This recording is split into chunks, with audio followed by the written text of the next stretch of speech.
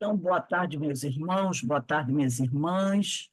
Nós estamos aqui na Sociedade de Estudos Espíritas Francisco de Assis, hoje é 2 de agosto de 2024, sexta-feira. Nesse horário das 16 horas, nós estudamos essa obra, Conversando com os Espíritos na reunião mediúnica de Terezinha Oliveira, né? A publicação da editora Allan Kardec. Terezinha Oliveira é uma grande estudiosa da doutrina, já retornou à pátria espiritual, mas deixou uma obra muito boa para que nós possamos estudar. Queria também lembrar vocês que eu enviei para vocês hoje o link do nosso site. Então, para vocês, assim, eu botei lá no WhatsApp de vocês, acessem, tá? Curtam. Tem lá já anúncio das palestras que vão acontecer em setembro sobre o nosso painel espírita, Todos pela Vida, né? Que tem palestras sobre o suicídio, questões do suicídio. Nós teremos palestrantes bastante interessantes, né? E nós vamos abrir com a Márcia Carijó, que vai falar sobre ansiedade e depressão. É uma pergunta: ansiedade e depressão são rotas para o suicídio? Márcia Carijó. No dia 9 de setembro, a da Márcia vai ser dia 2. A palestra vai ser Suicídio não é escolha, mas um ato de desesperança, com Mário Mazin. Dia 16 vai ser a nossa querida irmã Geisa Jordão. Ela vai falar sobre suicídio entre crianças e jovens, como saída para as dores emocionais. No dia 23 vai ser a nossa amiga Deusa Nogueira, do Centro Espírita Leon Denis. A Deusa vai falar sobre os processos obsessivos podem levar ao suicídio. E no dia 30 vai ser uma companheira lá de Curitiba, Andressa Sabala. Ela vai falar sobre o espiritismo nos esclarece sobre quem somos e a vida futura. Suicídio não é solução. Então, serão 5 palestras às segundas-feiras do mês de setembro, nesse horário de 18h40 até 19h40, mais ou menos, 1 hora, 5 palestras para tratar do painel espírita Todos pela Vida, tratando as questões do suicídio, né? Então, dá um pulinho lá no nosso site, vejam as palestras, compartilhe com os amigos, porque esse tema é um tema muito rico e muito importante para todos nós, tá? Então, eu gostaria que vocês fossem lá. Mandei hoje o link do nosso site, está um pouquinho antes desse link que vocês entraram aqui. É o Wix, o nome do site. Então, é só ir lá do Zap, ver. Antes de eu ter mandado o aviso da palestra do estudo de hoje, vocês vão ver lá o link do nosso site, visitem, curtam. Temos material publicado, tem o nosso planejamento, tem as palestras da semana, e já tem um cartaz desse trabalho sobre suicídio, tá bom? Mas antes de nós iniciarmos o nosso estudo de hoje, vamos elevar o nosso pensamento ao alto, a Jesus, pedindo ao Pai que abençoe a todos nós, pedindo ao Pai que abençoe e fortaleça a nossa querida irmã Ana Aparecida Constantino, né? Que essa companheira possa em breve estar recuperada, de volta aos estudos, às atividades que ela gosta, e também rogar ao Pai que cuide de cada um de nós, que envie os seus médicos para nos visitar, porque todos nós temos alguma necessidade, né, de tratamento. Hoje é o dia até da nossa irradiação para doenças físicas. E também agradecer muito a Deus por todas as bênçãos, por todas as oportunidades que Ele tem nos concedido. E os amigos espirituais estão sempre junto de nós. Obrigado, Senhor, e ser conosco hoje, agora e sempre. Graças a Deus. Então, vamos começar aqui o nosso estudo no capítulo 6, que tem por título O Dialogador e o Grupo Mediúnico. Diz assim a Terezinha Oliveira: no movimento espírita, ainda é corrente a denominação de doutrinador, para quem, no grupo mediúnico, faz o diálogo, e ela coloca logo a palavra aqui, né? O diálogo com as entidades comunicantes. Essa denominação, talvez, não seja a melhor. Ela está dizendo, essa denominação de doutrinador, talvez não seja a melhor. Pois, em uma conversação de apenas alguns minutos, como só ser o diálogo da reunião mediúnica, que um diálogo da reunião mediúnica dura no máximo 10 minutos, né? Não chega a doutrinar, e ela bota entre aspas, espírito nenhum. Passar uma doutrina expondo seus princípios e sobre eles argumentando convincentemente requereria tempo bem maior. Então, existem outras denominações que as pessoas utilizam. Por exemplo, médium esclarecedor, médium dialogador. A Terezinha Oliveira prefere usar o termo dialogador, o que eu acho até mais adequado, porque o termo esclarecedor também pode levar a algumas controvérsias, né? Porque não é aquele médium que esclarece as coisas. Será que ele está realmente esclarecendo? Né? Será que ele está realmente esclarecendo? Então, o dialogador fica melhor, porque é uma conversa de 10 estourando 15 minutos, que já é muito. Então, é um diálogo, uma conversa. Então, ela usa muito o médium dialogador. Né? Nesse livro aqui, não sei se vocês conhecem, o meu é capa bem velhinha, tá? Desobsessão de André Luiz, psicografia de Franciscano Xavier, e Valdo Vieira. Foram os dois que trabalharam. Foram os dois médiuns que receberam mensagem de André Luiz. O Chico Xavier e o Valdo Vieira. O espírito André Luiz. Aqui, no capítulo 24, André Luiz vai trazer algumas questões envolvendo esse médium, e ele vai chamar de médiuns esclarecedores. Repare só, essa obra aqui, gente, o meu livro é 21ª edição, é de 1975.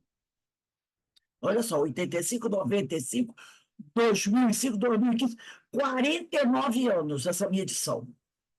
Há 49 anos atrás, já foi utilizado o termo médium esclarecedor. Então, a gente pensa que a coisa é nova, né? De um tempo para cá, começou-se a usar outras palavras, esclarecedor, dialogador. Não! Tem 4 anos que vem, vai fazer 50 anos que André Luiz usou essa denominação médiuns esclarecedores, que hoje alguns preferem médios dialogadores. Então, nesse livro aqui, tá? Desobsessão, que faz parte daquela coleção André Luiz, no capítulo 24, André Luiz diz assim: médios esclarecedores. Na equipe em serviço, os médios esclarecedores, mantidos sob a condição e inspiração dos benfeitores espirituais, são os orientadores da enfermagem ou da assistência aos sofredores desencarnados, constituídos pelo dirigente do grupo e seus assessores. São eles que os instrutores da vida maior utilizam em sentido direto para o ensinamento ou socorro necessários. Naturalmente que a esses companheiros compete um dos setores mais importantes da reunião, diz André Luiz. Vejamos alguns dos itens do trabalho fundamental que se lhes assinala.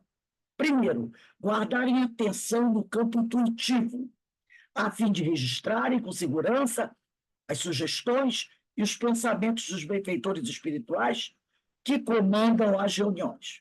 Número 2, tocar no corpo do médium em transe somente quando necessário. Então, só tocar no corpo do médium está em transe só quando for extremamente necessário.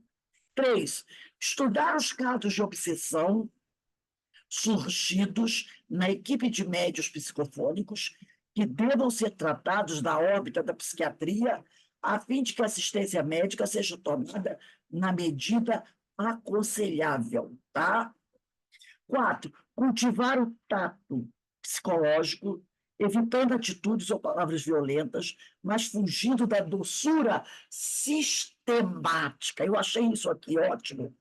Mas fugindo da doçura sistemática, que anestesia a mente, sem renová-la na convicção de que é preciso aliar raciocínio e sentimento, compaixão e lógica, a fim de que a aplicação do socorro verbalista alcance o máximo rendimento.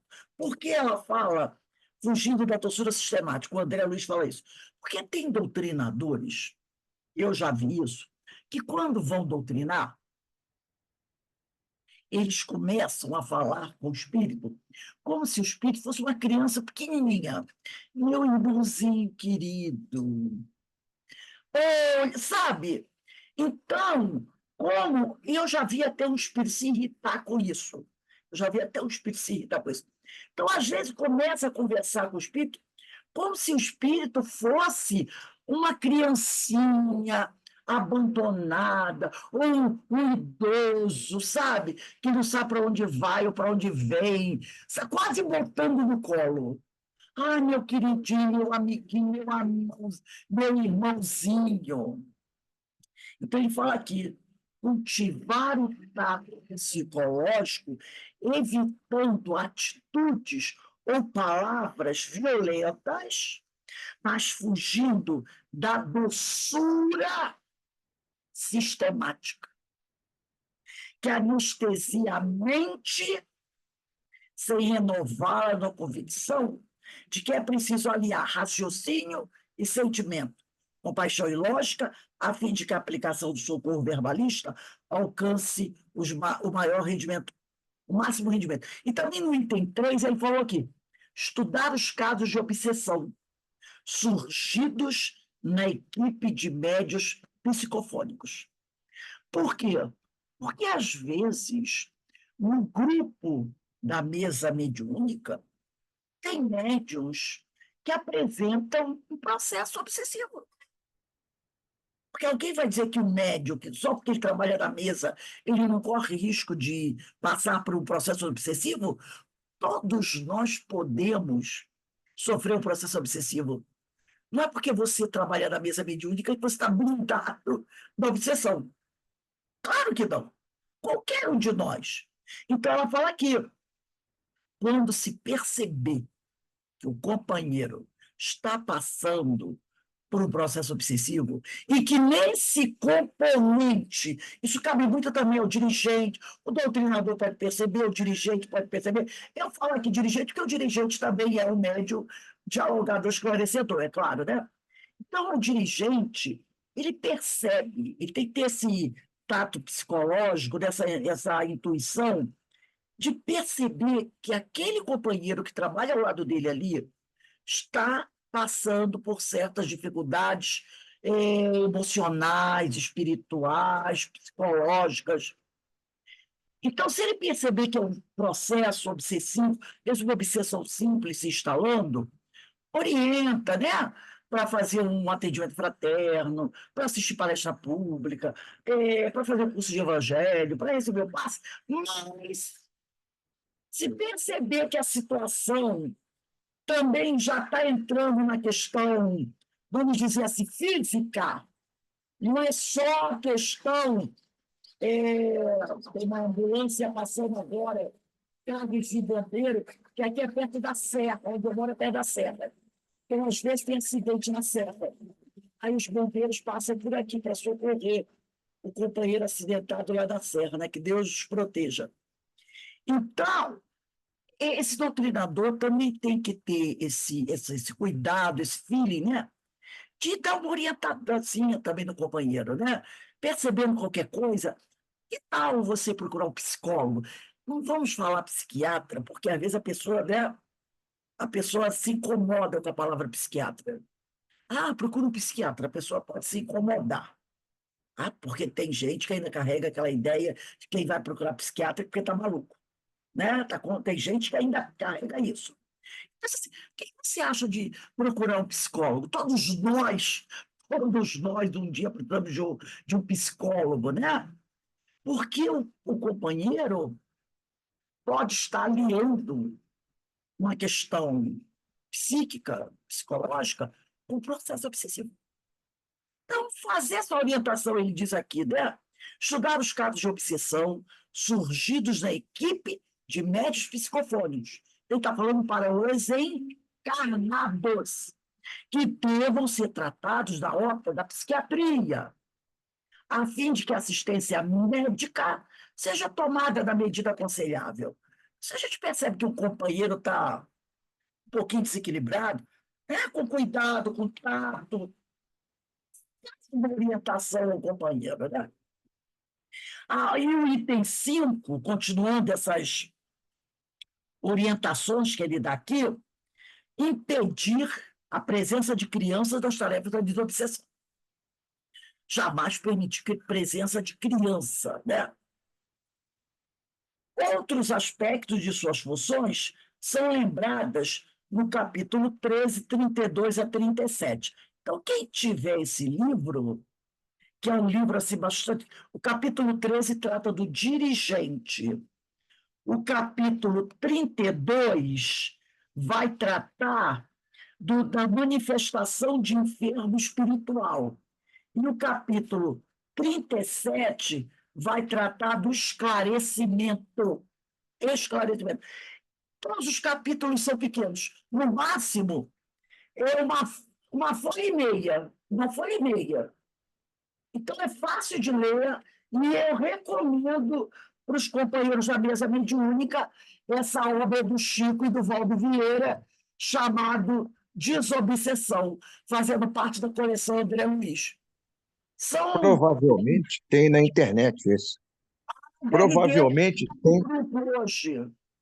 É, Eu vou não, tem botar a obra toda do Chico Xavier está na internet. Aí isso, você pode até selecionar o capítulo que você quer trabalhar. isso, perfeito, perfeito. Então, fica fácil para o pessoal. E é uma obra muito boa, linguagem simples, capítulos pequenos e de muito esclarecimento, principalmente para quem trabalha na mesa mediúnica. Tá? Vamos continuar aqui com a Terezinha Oliveira. Então, no segundo parágrafo do capítulo 6, que a gente está estudando, que é o Dialogador e o Grupo Mediúnico, ela fala que André Luiz, no livro Desobsessão, que nós lemos, psicografado por Chico, propôs médium esclarecedor, essa denominação. Porque para essa pessoa converge a assistência e a atuação dos orientadores espirituais durante o atendimento aos espíritos que se apresentam na reunião. Aí a Terezinha vai falar do caso dela, né? Temos dado preferência em nossa casa, na casa espírita que ela militou durante muitos anos, Centro Espírita Allan Kardec de Campinas, São Paulo, a denominação de dialogador, procurando colocar nessa função companheiros que tenham habilitação para tanto. Então, André Luiz usa o termo médio esclarecedor praticamente há 50 anos atrás. Ele sugere isso. E Terezinha fala em médio dialogador. As qualidades necessárias, continuando com o livro da Terezinha, ao dialogador. Então, ela vai trazer qualidades necessárias ao dialogador, que é o médio esclarecedor e é o médio doutrinador que todo mundo conhece. A habilitação para ser um dialogador compreende um princípio: conhecimento doutrinário espírita para saber entender e atender cada comunicante dentro do seu grau de evolução e necessidade do momento. Então, esse médium, doutrinador, dialogador, esclarecedor, ele precisa ter conhecimento doutrinário espírita. A gente não está falando do sujeito ser um catedrático, mas ele precisa ter um bom conhecimento doutrinário espírita. Para isso, ele precisa estudar. Se ele não estudar a doutrina espírita, ele não vai ter condições de ser um bom doutrinador, dialogador, esclarecedor. Não vai dar, né? Então, eu estou olhando aqui só para ver uma coisinha. Tem ódios, né? Que ficam naquela coisa. Para que estudar tanto? Fala-se tanto em estudar, fala-se tanto em estudar, mas será que há necessidade verdadeira disso? Sim, tá sim, tá? Então, é necessário estudar, e não é só estudar o livro dos médiuns, não. Estudar o livro dos espíritos, estudar o Evangelho, estudar as, como as obras subsidiárias, né? São aquelas obras que vão acompanhar, que vão dar o suporte. Eu entendi, vão de Amaral Pereira, as obras de Emmanuel. Então, a pessoa tem que procurar estudar para que ele possa realmente dar, né, fazer um bem, um auxílio verdadeiro, né, àquele espírito, aquele companheiro que chega ali. Aí aqui ela vai falar outro. Autoridade moral. Eu estava procurando aqui, no livro dos médios, né, essa questão que fala da autoridade moral, que nós já estudamos inúmeras vezes aqui, né? Já falamos sobre ela. Quando, aqui no livro dos médios, os espíritos dizem, né, que isso é o que os espíritos respeitam. O que é o que eles respeitam? É a autoridade moral.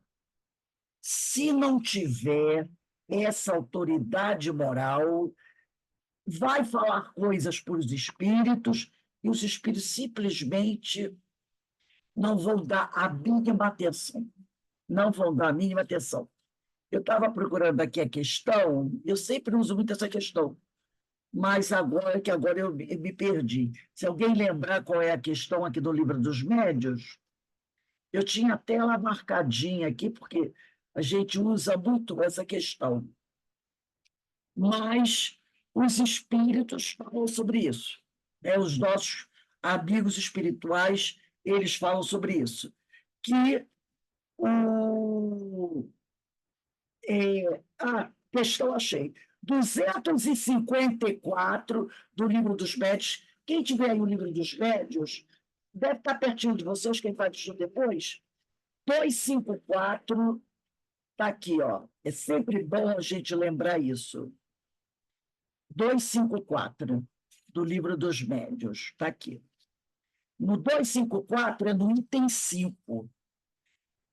Aí diz aqui, ó, não se pode, porque ela diz aqui, a autoridade moral que se adquire pela boa conduta dentro do melhor que podemos fazer. Então, Livro dos Médios, 254, item 5, né? E depois tem uma outra também, que é a 279 e 279. Então, aqui, ela diz assim, ó, na item 5, da questão 254 do Livro dos Médios, não se pode também combater a influência dos maus espíritos moralizando-os? É uma pergunta. Sim, mas é o que não se faz. E é o que não se deve descurar de fazer, porquanto muitas vezes isso constitui uma tarefa e vos é dado que deveis empenhar caridosa e religiosamente. Por meio de sábios conselhos, é possível induzir-nos ao arrependimento e apressar-lhes o progresso. Aí, lá, no último parágrafo da questão do item 5, da questão 254, ele diz assim: tem mais o ascendente que o homem pode exercer sobre os espíritos está na razão direta da sua superioridade moral. Ele não domina os espíritos superiores, nem mesmo os que, sem serem superiores, são bons e benevolentes, mas pode dominar os que lhe são inferiores em moralidade. Aí depois, na 279 diz assim, ó,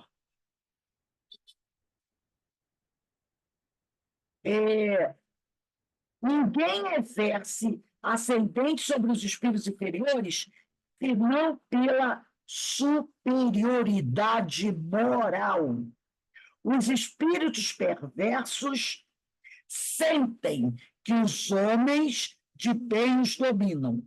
Contra quem só lhes oponha a energia da vontade, espécie de força bruta, eles lutam e muitas vezes são os mais fortes. Alguém que procurava dominar um espírito rebelde, unicamente pela ação da sua vontade, respondeu aquele, o rebelde: deixa-me em paz com teus ares de mata-mouros, quer dizer, valentão, fanfarrão, que não vales mais do que eu.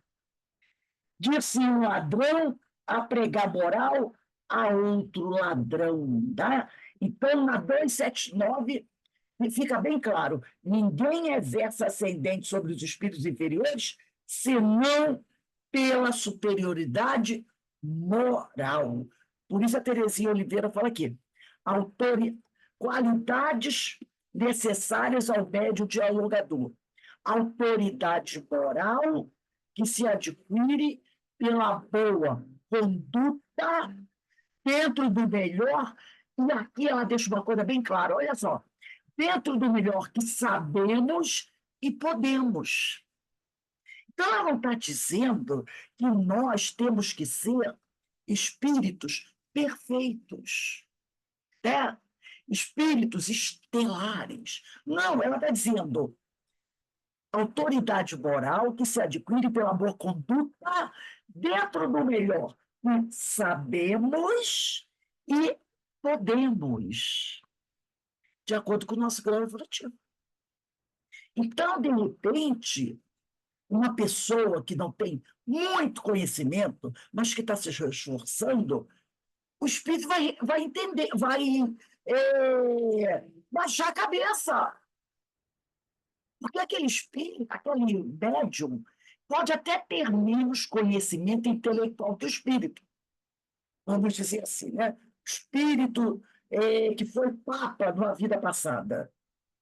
O espírito tem muito conhecimento, né? Esses religiosos têm muito conhecimento.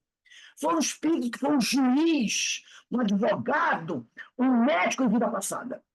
E, de repente, o médio dialogador pode ser uma pessoa comum, uma dona de casa, uma pessoa que não tem grande instrução, mas dentro da vida que ele vive hoje, ele tem uma boa conduta e faz o melhor dentro do que ele sabe e do que ele pode.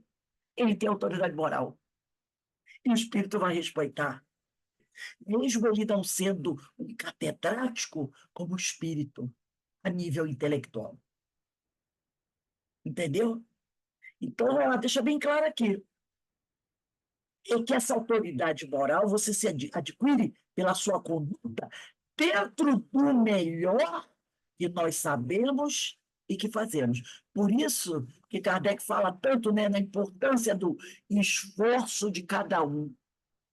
Que cada um faça o maior esforço que puder, o melhor do seu esforço. Entendeu? Então, achei muito interessante essa colocação dela aqui. Outra qualidade necessária para o dialogador: fé, que é a convicção quanto às realidades espirituais, pelo conhecimento, experiências sobre elas. Ou se você trabalha na mesa medúnica, você é um dirigente, você é um dialogador, você é um médico psicofônico, você tem que acreditar que esse mundo espiritual existe, que ele reage sobre o nosso, que os espíritos estão ali, são seres como nós. A única diferença é o tal do corpo físico. Você tem que acreditar nisso. Não é aquela coisa, não. Assim, tipo, eu acho Não tenho, eu acho. E última qualidade que ela coloca, amor pelos semelhantes. Sem o que não se conseguirá alcançá-los no campo dos sentimentos. Tem aquele livro do Chico, esqueci o nome agora, né? Do companheiro, deixa eu ver se eu acho aqui rapidinho, aonde ele foi um grande. Vocês até estudaram aí, voltei, né? Companheiro aqui, dirigente espírita, voltei do Chico pelo irmão Jacó. Acho que vocês já estudaram, né, Alberto, esse livro? Voltei. Nesse livro aqui, Sim, fala da sim. vida. Pode falar, Alberto. Sim, estudamos sim, foi no período da pandemia. Foi muito interessante esse estudo. Então, esse companheiro aqui era bem preparado, não era doutrinariamente, muito bem preparado. Nos faltava a ele um pouquinho de quê? De amor pelos semelhantes.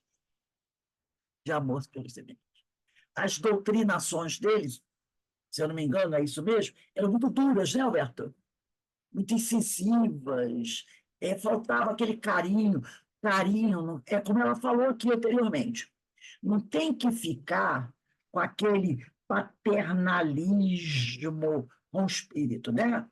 Aquela coisa piegas com o espírito. Nem ficar passando a mão na cabeça dele, mas você tem que manter o respeito, o amor pelo seu semelhante. Tratar com cuidado, com respeito. É aquela frase de Jesus, né? Façais ao outro o que gostaria que te fizessem. Então ela fala aí, amor pelos semelhantes, sem que não se conseguirá alcançá-los no campo dos sentimentos. Porque se eles perceberem que você não está nem aí, sabe? Está tipo assim, protocolarmente falando, né?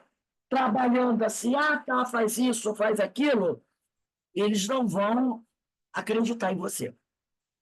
Aí ela continua aqui. A preparação de companheiros para a tarefa de dialogar com os espíritos se fará ensejando-lhes o conhecimento doutrinário, estimulando-os à conduta cristã e ao sentimento fraterno, mas também proporcionando-lhes oportunidade de estagiar com os dialogadores em serviço para ganhar alguma experiência antes de se colocar no trabalho efetivo. Então, convidar os companheiros que trabalham na mesa mediúnica para o estudo, tá?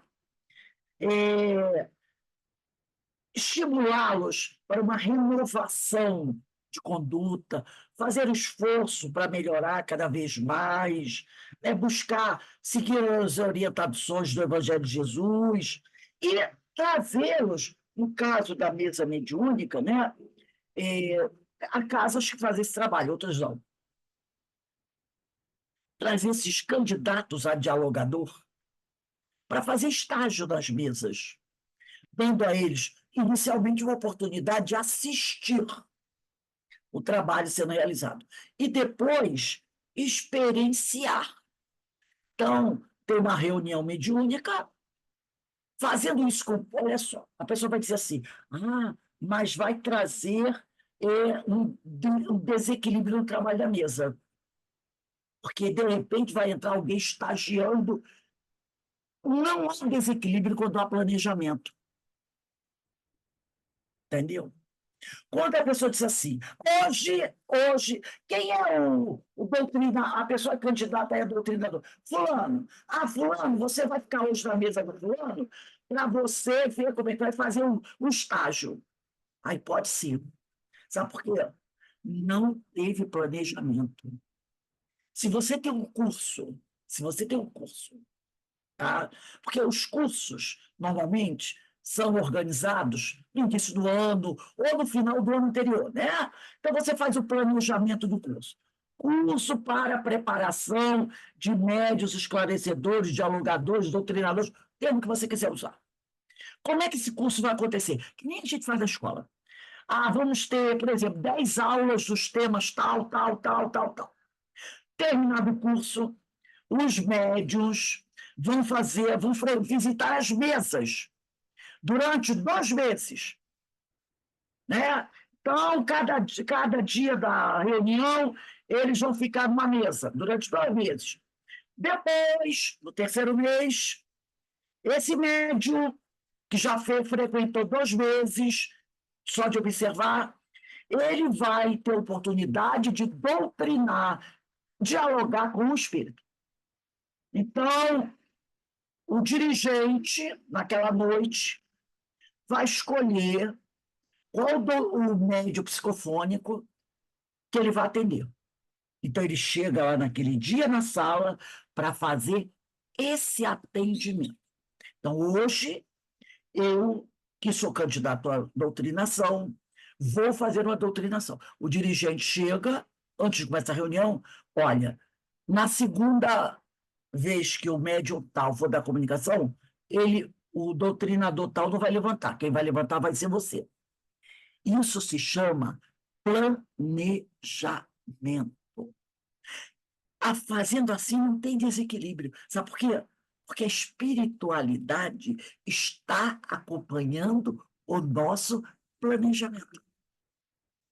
Então, ela já sabe de antemão que tem um documento chamado planejamento, onde isso tudo está lançado. Então, ela não vai ser pega de surpresa. Entendeu? Um planejamento. Então, a equipe espiritual já está sabendo que aquilo vai acontecer. Então, já se sabe, ó, o médium tal, na sua segunda comunicação, vai ser a pessoa, aquele doutrinador novo que vai acompanhar. Então, a espiritualidade já sabe até qual é o espírito que ele vai colocar na segunda doutrinação para aquele médium. Porque a primeira doutrinação, não, vai ser o doutrinador do grupo. Se o novo vai entrar na segunda doutrinação do médium X, a espiritualidade já sabe quem é o espírito que ela vai colocar nessa segunda doutrinação com o médium X, para que o novato faça. Entendeu? Isso é planejamento. Tendo isso, não tem problema nenhum. A problemática está quando não há planejamento e querem colocar o negócio na hora. Aí dá problema para qualquer um. O problema está no improviso, né? Quando há o improviso, né? Entendeu? Então, tudo tem que ser planejado. Tudo tem que ser planejado. Quando você prepara uma aula, o Alberto vai fazer a nossa palestra. Acho que é dia 8, né, Alberto? O Alberto não vai preparar a palestra dele faltando 10 minutos para começar a palestra. Ele já está, ou vai começar, a fazer o planejamento dele pelo menos 3, 4 dias antes. Então, a espiritualidade está o quê? Acompanhando o planejamento dele. E vai poder dar assessoria a ele no momento que ele estiver lá, se ele precisar, fazendo a reflexão dele. Por quê? Porque ele fez um planejamento. Não é tipo, você chega, chama o palestrante, um dia você manda e hoje caramba, qual é o tema já? Acontecendo coisas que eu já vi. Qual é o tema mesmo aí? O tema é esse. Aí você vê que o cara não. Ele nem lembrava que era a palestra dele. Nem lembrava que era. Já aconteceu isso. E hoje, e falta meia hora, até daqui a pouco eu entro. Entendeu? Assim Acho fica que foi assim. num dos estudos nossos que foi abordado que quando a gente se prepara com antecedência, até no desdobramento, você é orientado pelo teu amigo Peraí, só um espiritual. instantinho, só um minutinho aqui. Pode falar, Alberto. Acho que foi num dos estudos nossos, que eu não me recordo qual, que foi dito, né, pela leitura que fizemos, que quando a gente prepara com antecedência, não sei se foi Dona Ivone, eu acho que não sei qual foi o. Que quando a gente prepara com antecedência, até em desdobramento, nós somos orientados, preparados, Ei, porque teve possibilidade do teu amigo espiritual acompanhar aquele estudo e você, então, em desdobramento, é orientado, é eu feito revisão. perfeito. Ela até falou assim: ele manda você fazer a palestra para ele. Lembra? Que ela falou assim, você faz a palestra para ele. E aí ele vai corrigir algumas coisas. Por isso que os amigos espirituais dizem o seguinte: a palestra pública, no caso a palestra, né? Ela é feita na preparação.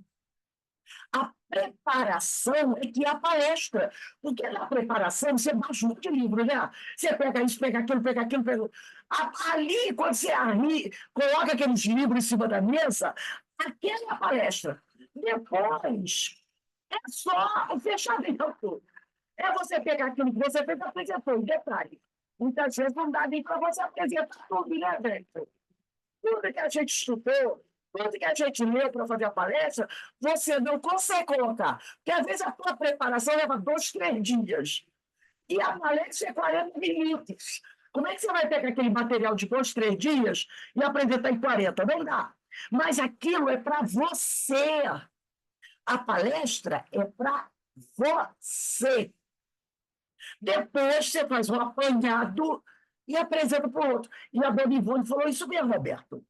Que quando você faz a coisa com antecedência, aí, um amigo espiritual desdobra você. Isso, sabe por que isso? Para a gente ver a importância de um estudo doutrinário.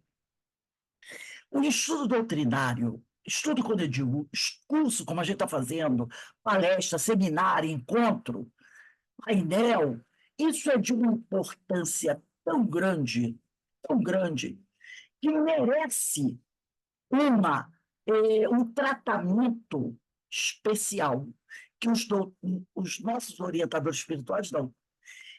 Nas reuniões públicas, nas casas espíritas, e entre nós também, porque a internet não existe, né, no plano espiritual, grandes tratamentos espirituais são realizados às pessoas. Então, o benfeitor espiritual, eles se preocupam tanto com isso, que quando a gente... Isso, como o Alberto falou, quem trabalha, quem se organiza com antecedência, não em cima da hora.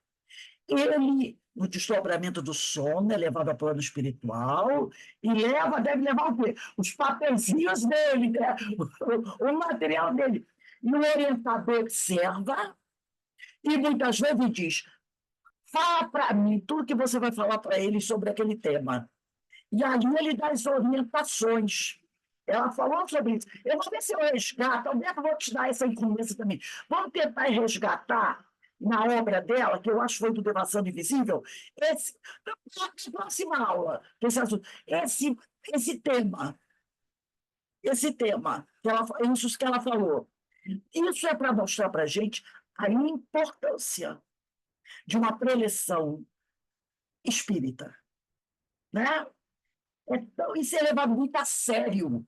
Por isso que, se os benfeitores levam tão a sério, nós também temos que levar a sério. E como disse aqui a Dona Ivone, a Dona Ivone não, a Terezinha, no item anterior sobre a autoridade moral, dentro do melhor que sabemos e podemos, tá? É importante isso. É lógico que eu não vou conseguir fazer uma palestra como o Divaldo faz. Entendeu? Mas a gente vai procurar fazer o melhor, como disse a Terezinha aqui, dentro do que você sabe e pode. Então, dentro das suas limitações, faça o melhor. Se você fizer o melhor, está ótimo, dentro do que você sabe e pode. Porque o meu melhor não vai ser o melhor de um Haroldo Dutra Dias. Entendeu? Não vai ser. Porque eu não tenho conhecimento de um Haroldo Dutra Dias, de um Divaldo Pereira Franco. O melhor dele é bem diferente do meu melhor. Mas se eu fizer o melhor dentro daquilo que eu sei e que eu posso, sem a tal da economia, está tudo bem. Porque a gente ainda conta com o amparo da espiritualidade, dos nossos orientadores espirituais. Vou voltar aqui para a Terezinha, né? Então, ela diz aqui, sobre essa oportunidade de levar o médio esclarecedor que está começando no trabalho para estagiar com os dialogadores em serviço, para ganhar alguma experiência antes de se colocar no trabalho efetivo. É o estágio. O estágio fazendo. Ele passa por um estágio observando e depois ele vai para o estágio fazendo. Sim, não foi assim com a gente, quando nós nos formamos em professores? Né? Teve o estágio observando e depois fomos para a sala de aula para fazer o estágio, né? Fazendo ali. Depois ela vai dizer que quando o dialogador novato não estivesse saindo bem num diálogo, o dirigente poderá lhe transmitir alguma orientação, falando em voz baixa ao seu ouvido. Não é mandando ele parar a doutrinação. Porque é normal que, se a pessoa está começando agora, ela não vai acertar de primeira. Então, isso aqui é muito importante. Olha aqui, ó. Quando o dialogador novato está ele lá estagiando, não estivesse saindo bem no diálogo, o dirigente poderá lhe transmitir alguma orientação, não é dizendo assim, para, e eu vou tomar o seu lugar, continuar doutrinando. Não, não é fazer isso. Ela diz aqui, ó, o dirigente se levanta, se aproxima do dialogador e fala do ouvido do dialogador, olha, tenta fazer isso baixinho no ouvido dele, para que ele transmita para o espírito. Que a gente vê muito, às vezes, é o dirigente mandando o doutrinador parar, sentar, e ele vai para o lugar dele. Não é essa a orientação que ela dá. Ela diz, o dirigente poderá lhe transmitir alguma orientação, falando em voz baixa, ao seu ouvido, ao ouvido do doutrinador. Entendeu? A não ser, claro, se o doutrinador estiver fazendo uma barbaridade terrível, aí sim, tudo bem, manda ele parar. Mas se é porque o dirigente está achando que ele não está se conduzindo bem, eu achei essa orientação aqui ótima. Levanta-se, a espiritualidade não vai desmontar, não vai desmaiar, não vai virar fumacinha. Levanta-se o dirigente, de uma forma natural, chega perto do doutrinador, porque ele está acompanhando a doutrinação, e diz assim, ó, não pergunte mais isso a ele. Fale assim, assim, assim. Baixinho. E aí o doutrinador vai e transmite para o espírito. Está Ô, muito Rose, melhor. eu me lembrei agora no sentido, né, de você, nesse caso aí que você está comentando, de intervir, até indiretamente. Por exemplo, o doutrinador, o esclarecedor, o dialogador está lá dialogando com o espírito e você do lado que está acompanhando, julgando. E não é por aí, não. Também não é. Isso não é por. Não, não está errado. Não vai, ele não está fazendo certo. Quebra, né? Você Diversão. interfere Claro, no diálogo que está sendo se estabelecido, né? exatamente. A pessoa está aprendendo, então você tem que dar oportunidade a ela de aprender. E você aprende fazendo. Fazendo. Mas tem avaliação, depois da avaliação, tem aquela avaliação que se faz a reunião, mas o dirigente também, ele pode, não é proibido isso a ele, fazer uma reunião no outro dia com seus doutrinadores para colocar algumas coisas. Pode ser feita, de repente, um dia antes da reunião ou num outro momento, chamar seus doutrinadores, colocar ali algumas questões para eles, para ajudar esse trabalho. Eu acho que a casa espírita tem que ter essa flexibilidade para que o trabalho possa ser aprimorado. Depois ela vai dizer aqui, ó, quanto ao decorrer da conversação, não existe modelo para orientar o dialogador. Quando a gente estava estudando Diversidade dos Carismas, logo no início do livro, falava-se muito sobre isso. Que lá no passado, né, porque o livro, a história se passa mais ou menos nos anos 60, por aí, né, 70, havia muito essa coisa da formatação. Então, todo mundo tinha que dar comunicação do mesmo jeito, as doutrinações tinham que ser, sabe, formatada direitinha, para ficar tudo igualzinho, bonitinho. Isso foi, para muita gente, um grande aborrecimento. Muitos até abandonaram. O próprio Emílio fala sobre isso, por causa desse engessamento. Então, ele fala que, quanto ao decorrer da conversação, do diálogo, não existe modelo para orientar o dialogador. Porque os espíritos variam muito do seu grau de evolução em suas situações do mundo espiritual e durante o momento de intercâmbio. O dialogador procurará, com seu conhecimento doutrinário e fraternidade, tratá-los como se apresentem e conforme o que precisem. Eu já vi casos assim, do doutrinador deu um texto preparado, com pequenas variantes, muito pequenas mesmo. Então, às vezes, eu observava que eu tinha chance, como dirigente do trabalho, de visitar várias mesas, assim, né? E, às vezes, eu percebia, ao longo de muitos anos, que, às vezes, eu ficava ali assistindo uma reunião e via aquele doutrinador doutrinar 3 espíritos.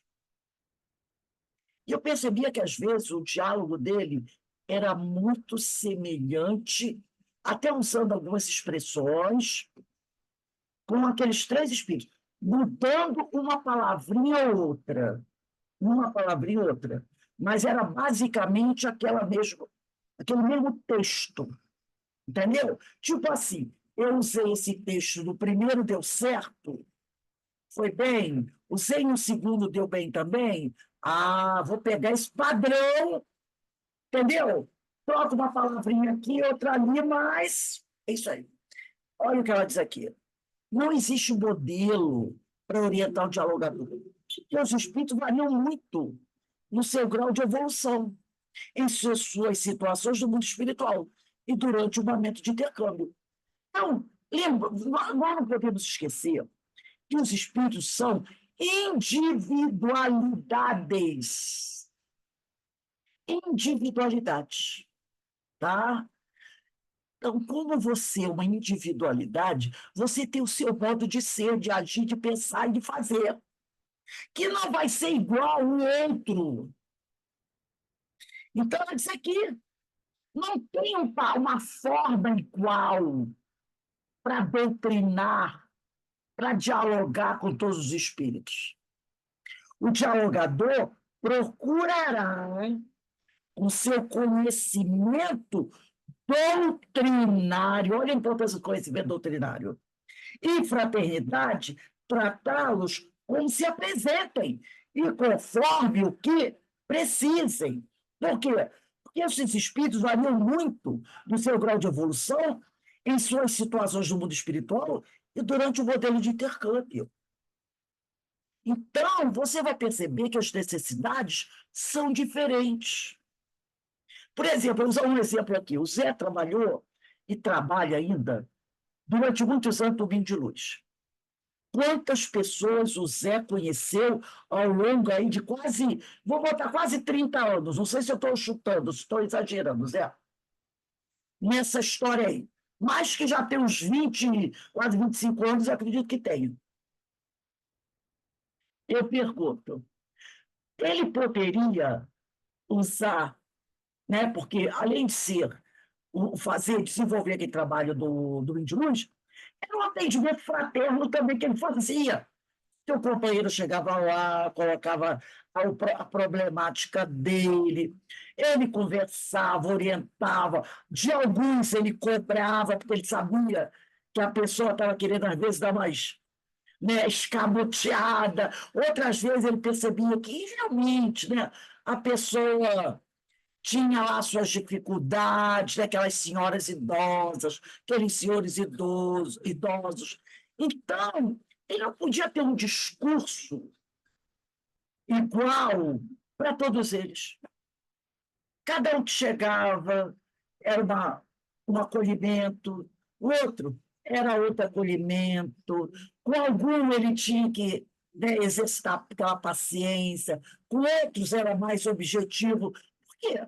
Porque cada um é diferente do outro. Você não pode atender da mesma maneira todas essas pessoas. Estou falando alguma besteira, Zé? Você está me ouvindo? Não acho que ele não está me ouvindo, não. Então, é assim que funciona. Quem trabalhou como professor não era assim? Oi, Rose, desculpa. Você entendeu? Conseguiu entender o que eu falei? Não, pode Ah, repetir?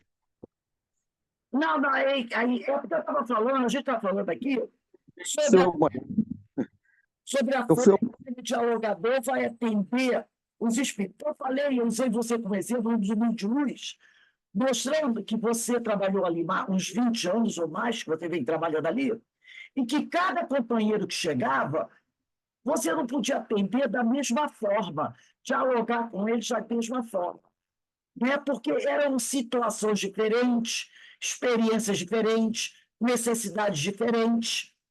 Então, a conversa que você tinha com um não podia ser exatamente igual com a conversa que você tinha com o outro. Entendeu? são pessoas diferentes, a problemática é diferente que vai apresentar para você, né? E continua assim, né? O trabalho não deixa de ser assim. Exatamente, é isso. Então, eu quero falar que não tem esse modelo. Olha, o pessoal do Domingo de Luz, você tem que atender e conversar com eles dentro desse modelo. Não tem isso. É são detalhes. Eu dei aula no Colégio Pedro II, né? E tinha umas professoras lá que o aluno tivesse padrão Pedro II.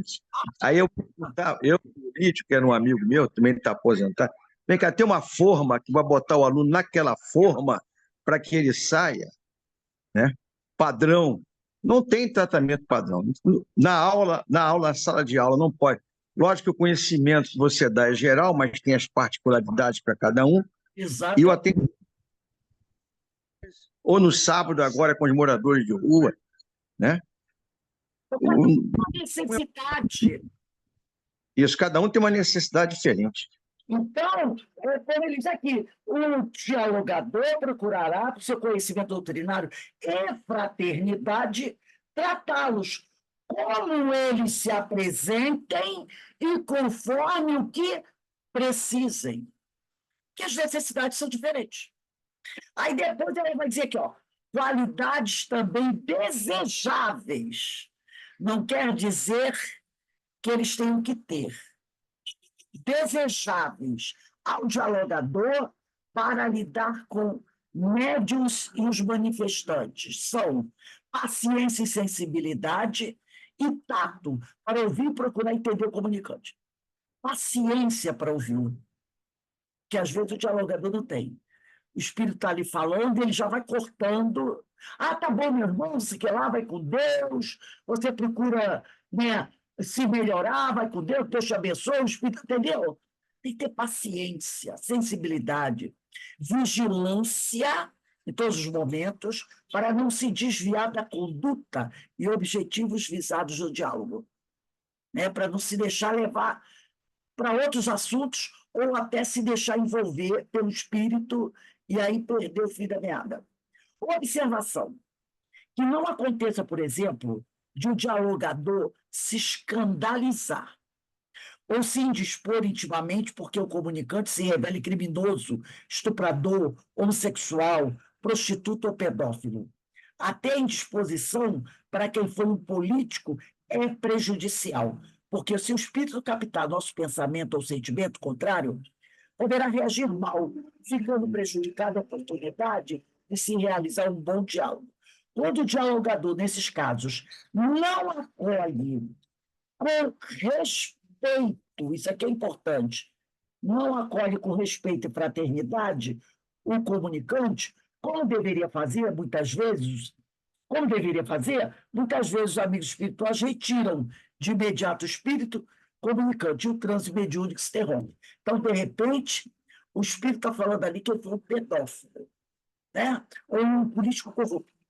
E ele vai dizer assim, como? Você não tinha vergonha na cara de roubar o dinheiro dos hospitais? Pronto, já acabou com tudo.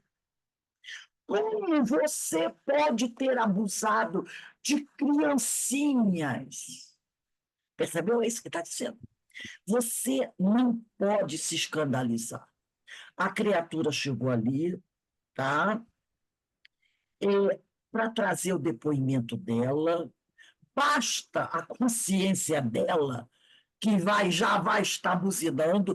Por isso que ela fala aqui, vigilância em todos os momentos, para não se desviar da conduta e objetivos visados no diálogo. Ah, eu matei meu filho. Meu Deus! Você é um matricida. Eu matei minha mãe. Você é um matricida, você é um parricida.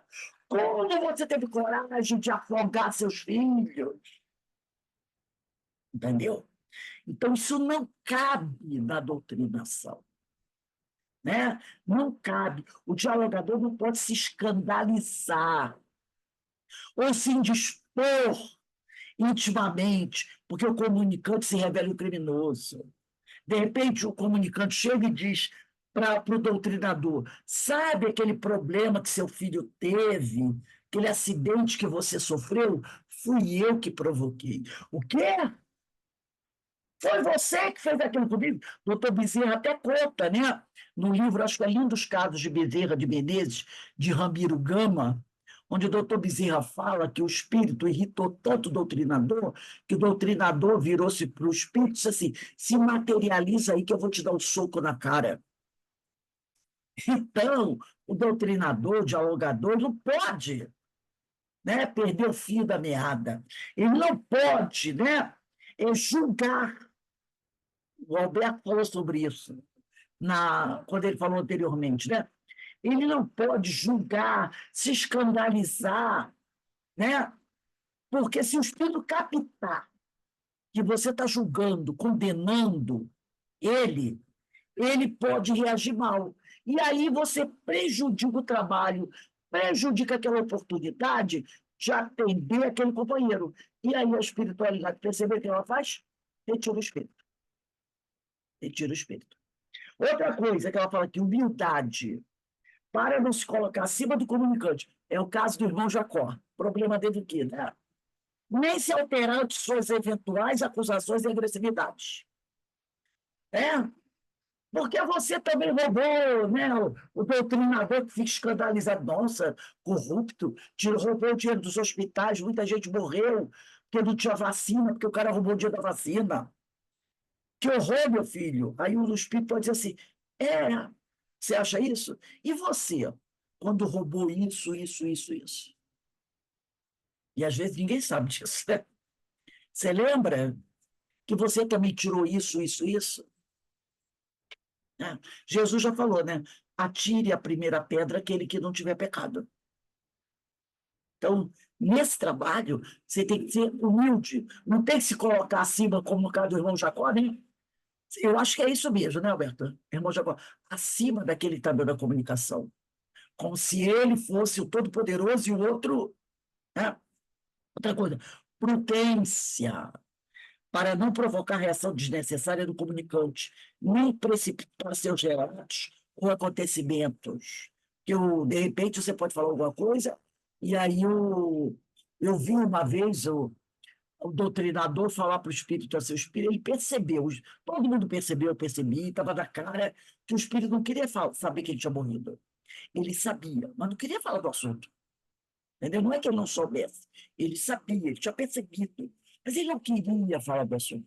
E o doutrinador forçou a barra. E ele começou a gritar, né? Porque a indução estava de que ele estava no hospital, e que o doutrinador era o enfermeiro, era o médico, né? Estava se caminhando para construindo essa imagem. E aí, quando ele forçou a barra, e o espírito começou a dizer: tire essa enfermeira maluca daqui, eu não quero ouvir essa conversa dela. E começou a gritar. Entendeu? Então, o doutrinador forçou, né? Tentou precipitar acontecimentos. Outra coisa que ela coloca aqui, energia serena. Para quando necessário, o dialogador, né? São qualidades também desejáveis ao dialogador, para ele lidar com médios e os manifestantes. Energia serena, para quando necessário, coibir excessos do comunicante. É para quando isso for preciso.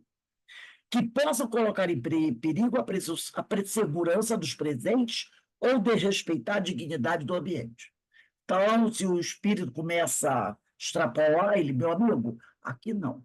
Aqui você está sendo tratado com respeito e nós exigimos que você haja com respeito. Mas para isso tem que ter o quê? Autoridade moral. Lá na questão 279 de O Livro dos Médiuns. Tem que ter autoridade moral. Senão o espírito vai dizer para ele: quem é você para me pedir isso? Então tem que ter autoridade moral. Aí continua a Terezinha aqui. A mediunidade não é indispensável para a tarefa do dialogador. O dialogador não precisa ser um médio ostensivo. Se ele possuir faculdades mediúnicas, poderá empregar as que não lhe tirem a lucidez necessária à conversação, como vidência e audição.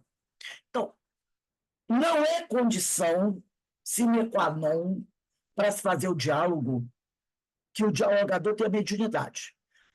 É até bom que não tenha, né? É até melhor. Mas caso ele tenha uma mediunidade, ele poderá usar essa mediunidade dele com lucidez, tá?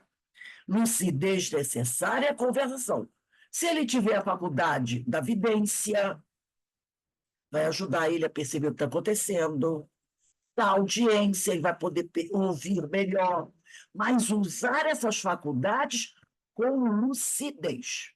Tá?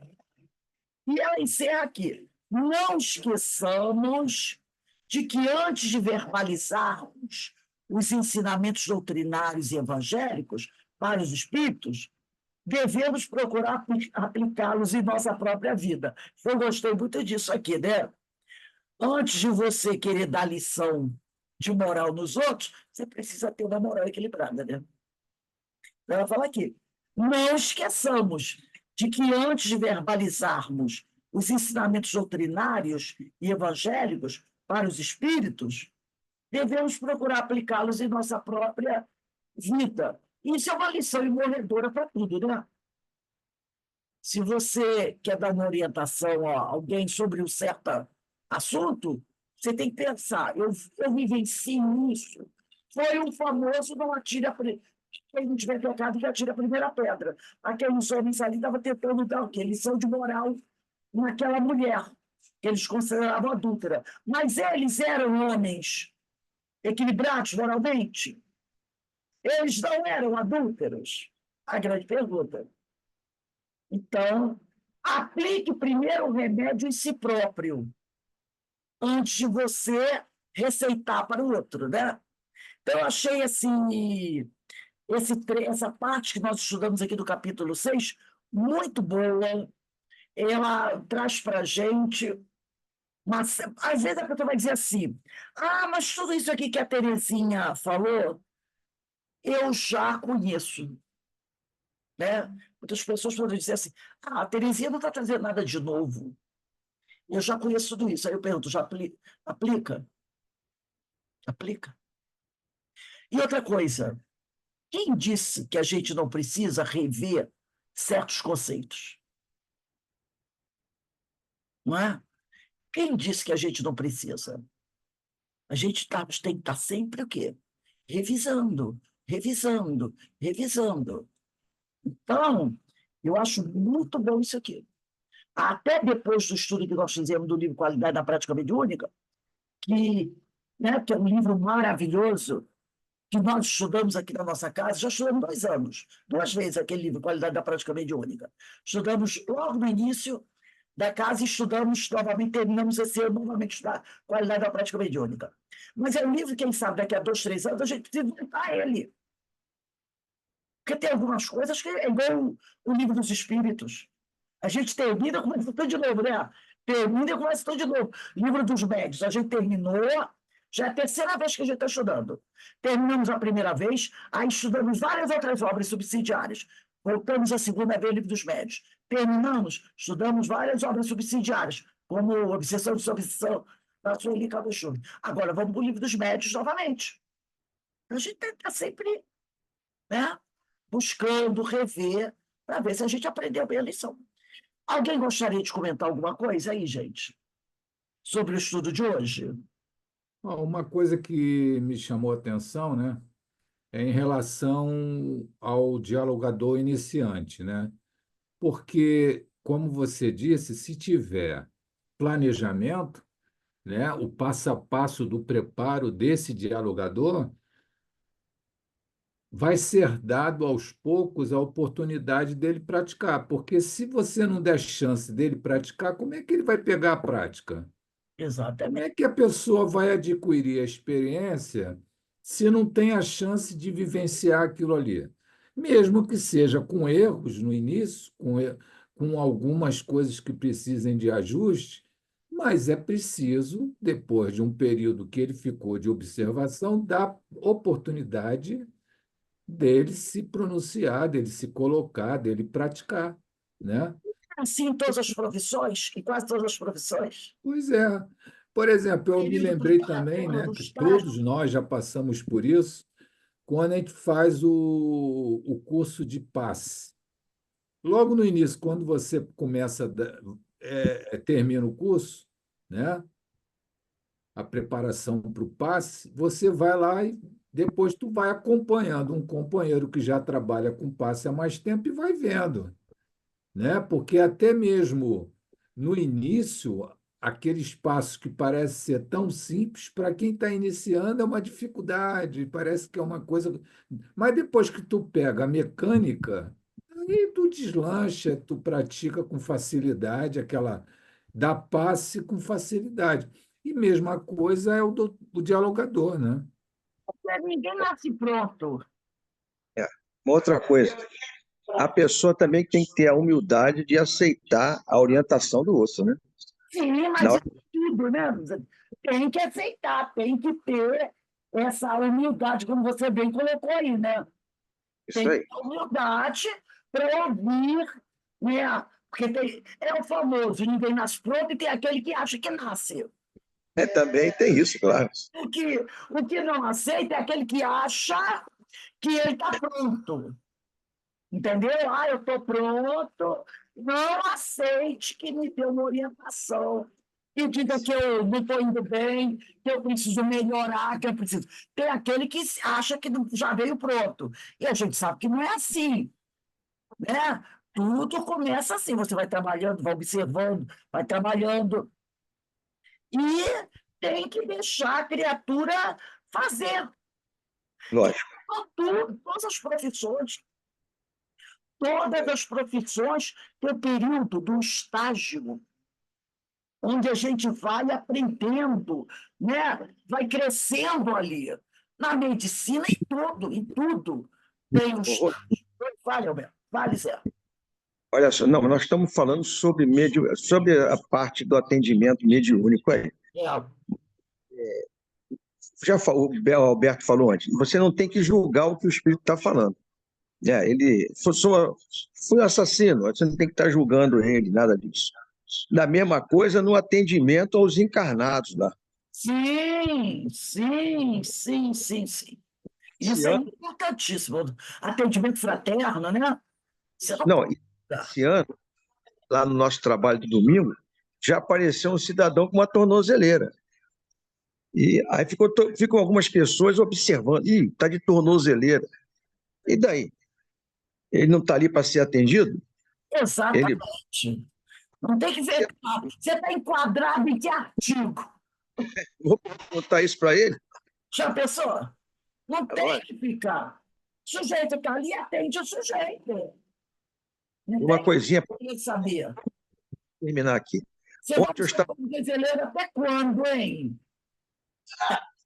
só uma coisinha. Ontem eu estava lendo, até comentei com a Vera ontem mesmo, uma passagem lá do irmão X sobre Pedro, que estava atendendo na casa do caminho, né, e não ia ninguém lá.